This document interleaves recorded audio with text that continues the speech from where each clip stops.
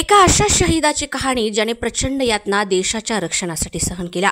प्रत्येकाच्या अंगावर काटा येईल त्या लेफ्टनंट सौरभ कालियाची कहाणी, ज्या सैनिकाने पहिला पगारही घेतला नव्हता, सैन्यात भरती झाल्यानंतर पहिलीच मोठी जबाबदारी सोपवली आणि क्रूर निर्दयी पाकिस्तान्यांनी त्यांच्या एकट्यावर हजारोंनी मनाला येईल तशी यातना दिल्या। ही कहाणी शब्दात सांगणं ही प्रचंड साहसाचं काम आहे। एक कमेंट जय हिंद म्हणून न विसरता लिहा। 29 जून 1976ला पंजाबच्या वैज्ञानिक आईवडिलांच्या पोटी जन्मलेल्या सौरभ कालिया फक्त 22 वर्षाचे असताना सैन्यात भरती झाले। त्यांना खरं तर डॉक्टर व्हायचं होतं।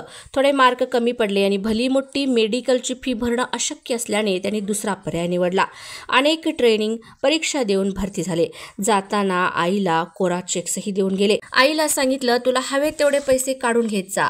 पण दुर्दैव म्हणावं की काय, पहिला पगार यायच्या आधीच सौरभ कालियांचा प्रचंड यातना देऊन पाकिस्तानींनी जीव घेतला।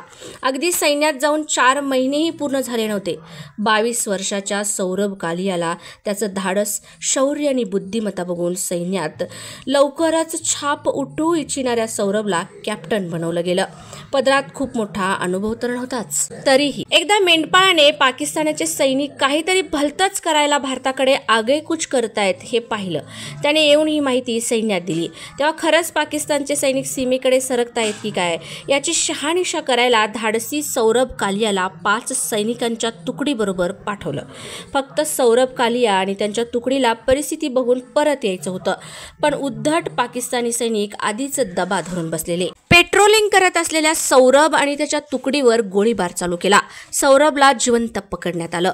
पाकिस्तानच्या तावडीत सापडलेल्या सौरभवर अमानुष अत्याचार करण्यात आला। गरम गरम सळई कानात खुपसली गेली। बाप रे, डोळे काढण्यात आले, हाडं मोडण्यात आली, प्रचंड मारहाण केली। हे सांगतानाही अंगावर काटा येते। त्याचे गुप्तांग कापण्यात आलं। कसं सहन केलं असेल सौरभने। इकडे भारतीय सैनिक सौरभ आणि त्याच्या तुकडीचा शोध घेतच होते, पण त्यांना सौरभ कुठे दिसत नव्हता। तेव्हा मात्र पाकिस्तानी सैनिकांच्या खुणा दिसत होत्या आणि काहीतरी अघटित होणार असं कळाल्यानंतर पाकिस्तानने सौरभ कालिया आमच्याकडे आहे असं सांगितलं।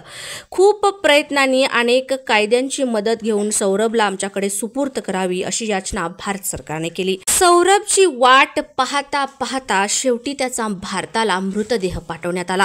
सौरभच्या आई वडील आणि भावाला त्याच्या मृतदेहाची ओळख पटता पटेना।